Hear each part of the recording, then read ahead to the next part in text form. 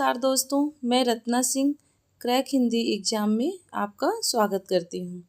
दोस्तों, हमने 25 तक क्वेश्चन किया था। हिंदी साहित्य का इतिहास आचार्य रामचंद्र शुक्ल पर आधारित क्वेश्चन है।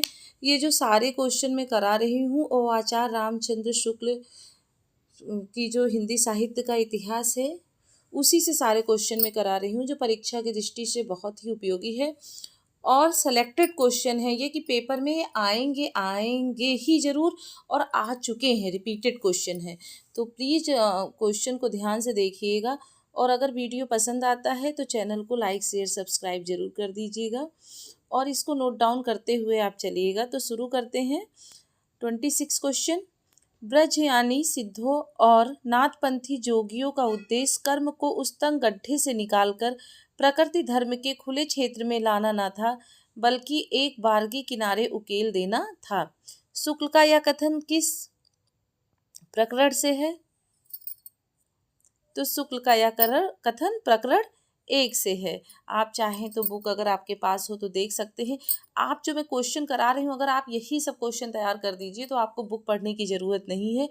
आप पेपर में अच्छे से अच्छे नंबर लाके पास हो सकते हैं। आगे का क्वेश्चन है, प्रेम बंधनान के खंडन मंडन की बुद्धि को किनारे रखकर मनुष्य के हृदय को ही स्पर्श करने का प्रयत्न किया। शुक्ल का यह कथन किस धारा के कवियों के लिए कहा गया है? तो शुक्ल जी का यह कथन किस धारा के कवियों के लिए कहा गया है? प्रेमाश्रयी सूफियों के लिए कहा गया है कि प्रेम बंधनान के खंडन मंडन की बुद्धि को किनारे रखकर मनुष्य के हृदय को ही स्पर्श करने का प्रयत्न किया। शुक्ल का यह कथन प्रेमाश्रयी सूफियों के लिए कहा गया है। आगे का क्वेश्चन, तुलसी को रूपकों का बादशाह किसने कहा है? तो तुलसी को रूपकों का बादशाह इंपॉर्टेंट क्वेश्चन है। तुलसी को रूपकों का बादशाह बच्चन जी ने कहा है। आपका 29 क्वेश्चन, पद्मावत को समासोक्त किसने कहा है? पद्मावत जो मलिक मोहम्मद जायसी द्वारा रचित है उसको समासोक्त किसने कहा है? तो उस क्वेश्चन का आंसर है आचार्य रामचंद्र शुक्ल ने पद्मावत को समासोक्त कहा है। आगे क्वेश्चन, लेकिन जोर देकर कहना चाहता हूँ कि अगर इस्लाम नहीं आया तो भी इस साहित्य का 12 आना वैसे ही होता जैसे आज है। किसका कथन है? किसका कथन है कि वो कहना चाहता है कि जोर देकर कि अगर इस्लाम नहीं भी आया होता तो भी इस साहित्य का 12 आना वैसा ही होता जैसा आज भी है। तो यह कथन आचार्य हजारी प्रसाद द्विवेदी जी का है। आगे का क्वेश्चन, किसान किसकी रचना है? तो बताइए दोस्तों, किसान किसकी रचना है? तो किसान जो है वो मैथिली शरण गुप्त द्वारा रचित रचना है और इसी पे आधारित मैथिली शरण गुप्त पर आधारित आगे का क्वेश्चन है कि मैथिली शरण गुप्त की रचना जो हमने अभी ऊपर किसान पढ़ी थी वो किस काव्य का रूप है? तो किस काव्य का रूप है? तो किसान जो है वो खंड काव्य है। जो मैथिली शरण गुप्त द्वारा रचित किसान है वो खंड काव्य है। अब आगे का क्वेश्चन, प्रिय प्रवास की विशेषता क्या है? ये बहुत ही बार क्वेश्चन आया है आपके एग्जाम में, जैसे टीजीटी पीजीटी में क्वेश्चन रिपीटेड क्वेश्चन है, पूछा गया है, तो इसको ध्यान से देखिएगा। प्रिय प्रवास की विशेषता क्या है? तो प्रिय प्रवास की विशेषता है संस्कृत के वर्ण वृत्ति, कोमल कांत पदावली, भाव व्यंजनात्मक और महाकाव्य। ये 4 विशेषताएं प्रिय प्रवास की विशेषताएं हैं। बहुत ही इम्पॉर्टेंट क्वेश्चन है, इसको अपने बुक में कॉपी में नोट डाउन करते हुए चलिएगा।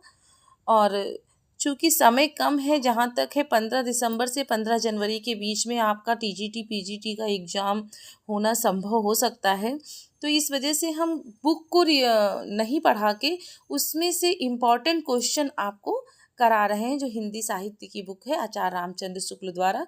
तो आचार्य रामचंद्र शुक्ल पर ही हम सारे क्वेश्चन करा रहे हैं। और दोस्तों, जितने भी ये क्वेश्चन है वो सेलेक्टेड प्रश्न है, बहुत ही इम्पॉर्टेंट है।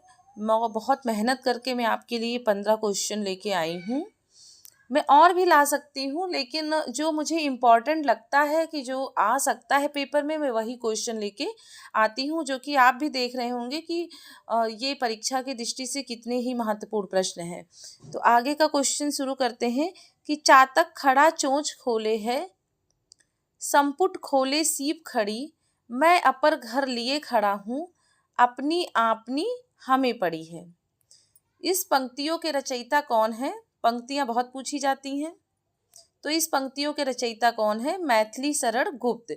मैथिली शरण गुप्त जी ने क्या कहा है कि चातक खड़ा चोंच खोले है, संपुट खोले सीप खड़ी, मैं अपर घर लिए खड़ा हूँ, अपनी अपनी हमें पड़ी है। इस पंक्तियों के रचयिता मैथिली शरण गुप्त हैं। आगे का क्वेश्चन है 35 क्वेश्चन है, नंबर क्वेश्चन। अधिकार खोकर बैठे रहना यह महत्वपूर्ण है, न्यायार्थ है अपने बंधु को भी दंड देना धर्म है। यह पंक्तियां किसकी हैं? तो यह पंक्तियां जयद्रथ वध की हैं। आगे का क्वेश्चन, त्रिधारा और मुकुल कविता संग्रह है। तो त्रिधारा और मुकुल कविता संग्रह किसका है? तो ये सुभद्रा कुमारी चौहान का है। आगे का क्वेश्चन, ली चल मुझे भुलावा देकर, मेरे नाविक धीरे धीरे, काम पक्तियां किस संग्रह की हैं? तो बच्चों बताइए कि ले चल मुझे भुलावा देकर, मेरे नाविक धीरे धीरे, काम पक्तियां जो हैं वो लहर से ली गई हैं। किस संग्रह से ली गई हैं? लहर से ली गई हैं। आगे का है, लहर किसकी रचना है? तो लहर जयशंकर प्रसाद की रचना है। आगे देखते हैं, तुम भूल गए पुरुषत्व मोह में, कुछ सत्ता है नारी की, समरसता है संबंध बनी, अधिकार और अधिकारी की। ये पंक्तियां कामायनी के किस सर्ग से ली गई हैं? तुम भूल गए पुरुषत्व मोह में, कुछ सत्ता है नारी की, समरसता है संबंध बनी, अधिकार और अधिकारी की। ये पंक्तियां कामायनी के ईड़ा सर्ग से ली गई हैं। कामायनी जयशंकर प्रसाद की रचना है। आगे का क्वेश्चन है, कवि सम्राट की उपाधि से कौन विभूषित है? तो कवि सम्राट की उपाधि से किसको विभूषित किया गया है? अयोध्या सिंह उपाध्याय को कवि सम्राट की उपाधि से विभूषित किया गया है। आगे का क्वेश्चन, छायावादी काव्य का केंद्रीय भाव क्या है? तो छायावादी काव्य का केंद्रीय भाव मानवतावादी जीवन दृष्टि है। तो दोस्तों, ये आज के 15 क्वेश्चन हैं जो बहुत ही इम्पॉर्टेंट हैं। ऐसे ही क्वेश्चन आगे लेकर हम नेक्स्ट वीडियो में आएंगे। अगर वीडियो अच्छा लग रहा है तो प्लीज़ चैनल को लाइक शेयर सब्सक्राइब ज़रूर कर दीजिएगा। तब तक के लिए नमस्कार, धन्यवाद।